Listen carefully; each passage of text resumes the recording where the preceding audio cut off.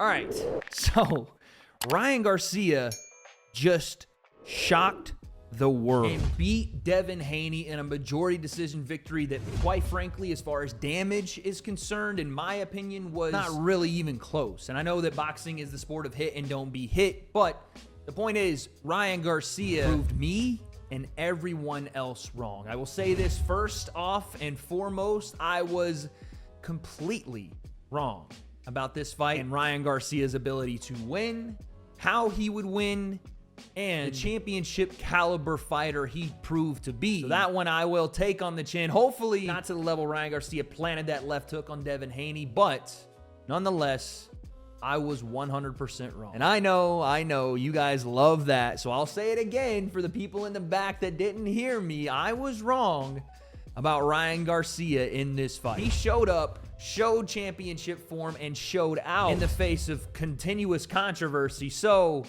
let's talk about what happened. Let's start off right away with me saying I was wrong about Ryan Garcia losing this fight. He absolutely turned up in the right mindset, apparently, with a killer instinct, and knew something that we all didn't. Of course, I was completely wrong in my fight prediction about how this fight would go. Did I say that Ryan didn't have a chance? Did I say he was going to get smoked? No, I didn't. But I did not think he would win this fight, and for that, Ryan Garcia absolutely deserves all of the respect, admiration, support, and love he gets for his performance in this fight tonight. I will stand by what I said about Ryan Garcia's antics online, because I still think his online activity is absolutely moronic. But I will say his confidence was at a place that was undeniable tonight, and that showed from the first round. Whether he looked like an insane person on social media or not, and either way, I don't think that Ryan is in any way trolling on social media. I think the man believes in himself and believes in what he's doing, saying, and going about his life with 1,000%. I also think that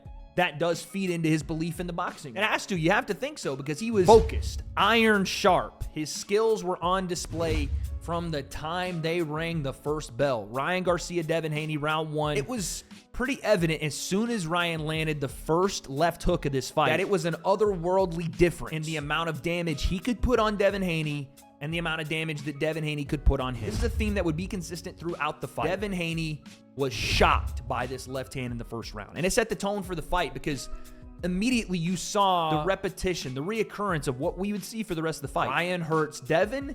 Devin looks to clinch, and I mean clinch. Hold on for dear life style clinch, while Ryan tries to break away and finish the fight. And that's what happened in the first round. Ryan, big time left hand. He followed up with a big combination, but he was patient. He was poised. He was composed. And those things are not what I expected out of Ryan in the first round. I expected him to be a little more patient. But if he got Devin hurt, I thought he would blitz him. I thought he'd absolutely try to empty the tank, because I did not see him hurting Devin multiple times in this fight. I thought if Ryan catches him, finish it there, because Devin is so good.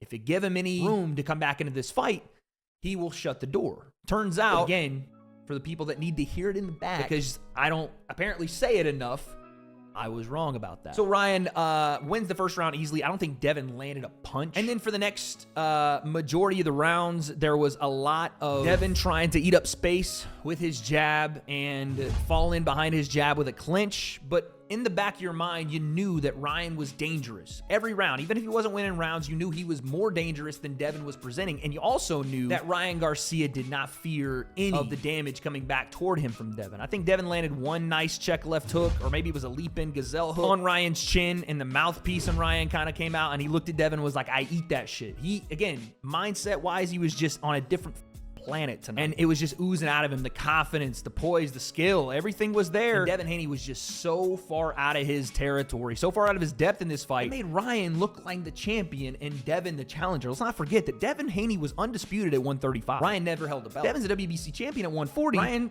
didn't make weight, and that's something that, yes, you have to talk about, but he was challenging.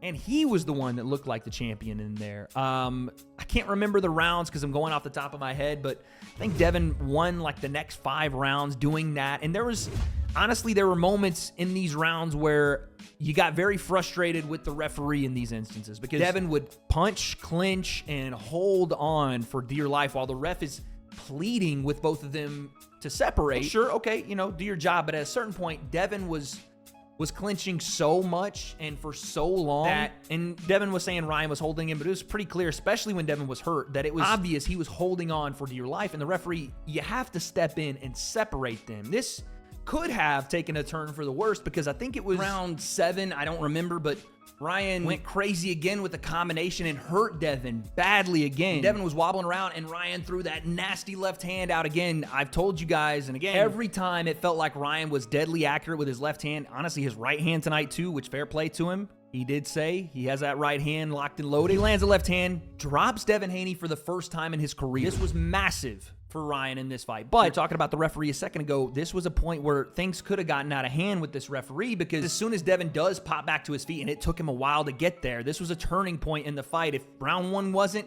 this absolutely was. This was the moment where in round 1, okay, Ryan got that left hand off. Devin's seen it. It's not going to happen again. It happened again. Like, Ryan was so quick. He was slick with the way he set it up, blocking the vision with the lead.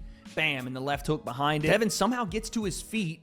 And again, this is where we talked about the excessive clinching. He's hurt bad. We all know he wants to clinch, but he's clinching so excessively. And again, this had happened multiple times. Referee had warned both guys. It was a little sloppy. And then Ryan is kind of, holding his hands down by his side. He's not really trying to clinch Devin. He's trying to get the referee to separate him. And finally, it goes on for too long, and Ryan made a mistake and threw a right hand as the referee is in between them and caught Devin on the chin.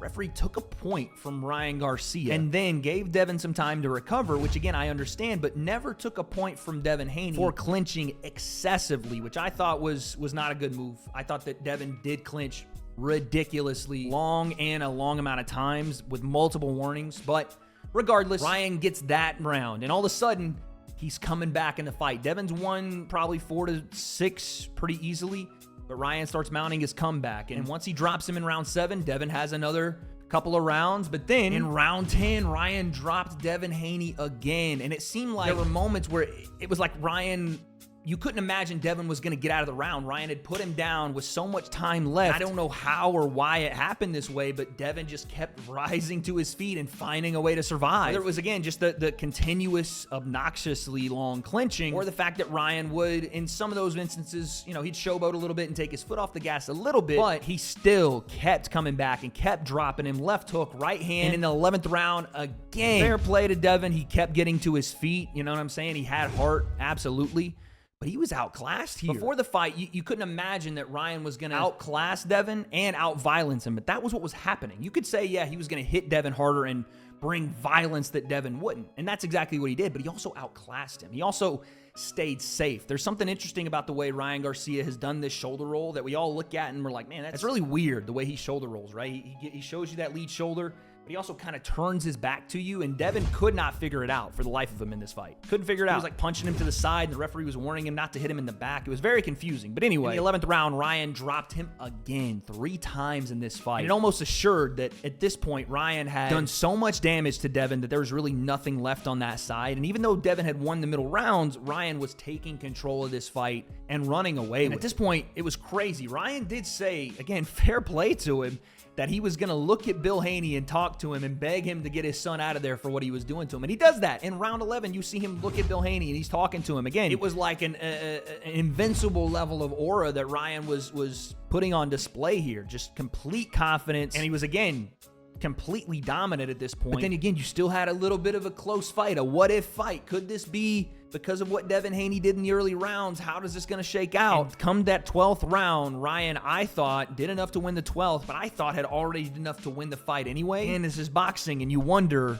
how is this going to play out? Are they going to do this thing where they give Devin a draw, which I think would have been crazy? I thought no matter what the scorecard said, I thought Ryan Garcia won this fight. And yes, I'll say it again because some people think I am a hater of Ryan Garcia as a boxer or even as a person. Again, I will apologize and say that I did not pick this fight correctly at all. That I potentially even underestimated Ryan Garcia's ability to not only be more violent, but be more skillful in this fight than Devin Haney was. That is on me.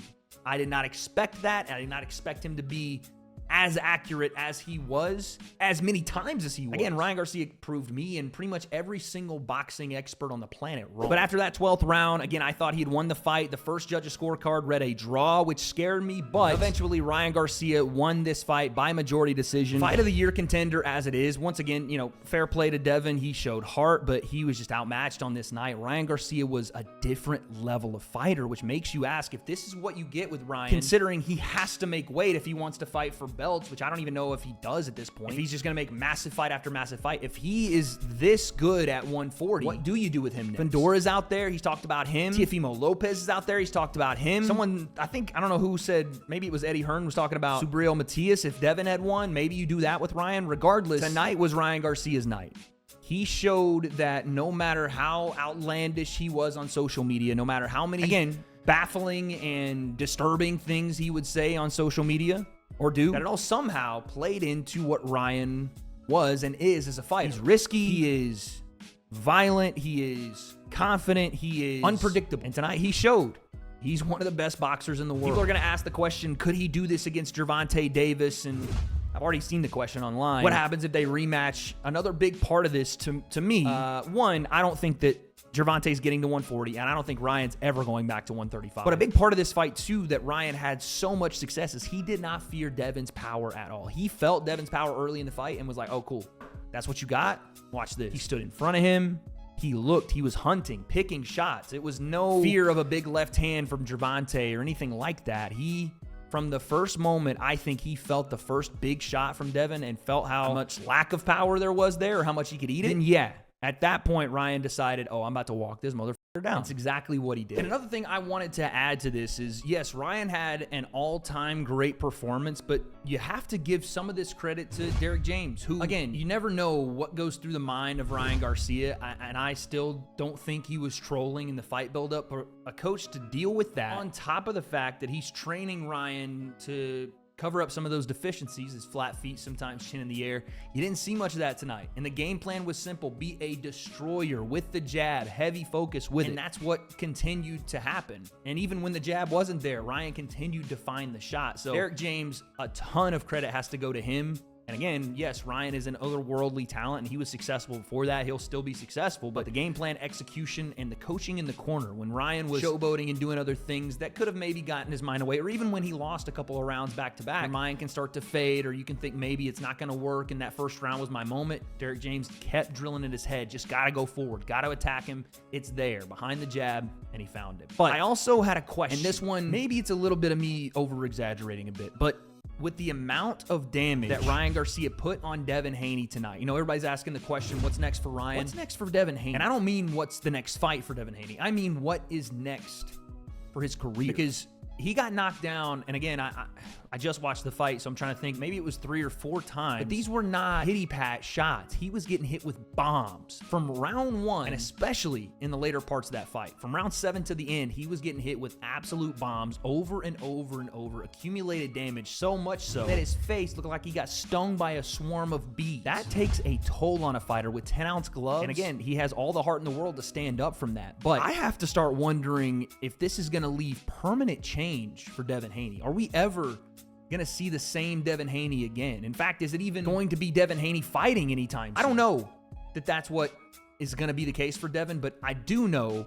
that that amount of damage and that accumulation, that amount of brain damage is never good for a sitting champion that has to defend at the highest level, because he didn't lose his belt here, even though he lost the fight. So yeah, this is going to be an interesting what's next for Ryan Garcia for sure, but I don't know if we'll ever see the same Devin Haney again. Fair play to Ryan Garcia, a fantastic performance, and I have no idea what's going to happen next with him, but I'll tell you this, and again, whether you agree with his antics online, which I do not, whether you think he's trolling or he's serious or whatever, the one thing we all know is he's got everyone's attention. So Ryan Garcia will all be watching for what's next. I guess we'll find out.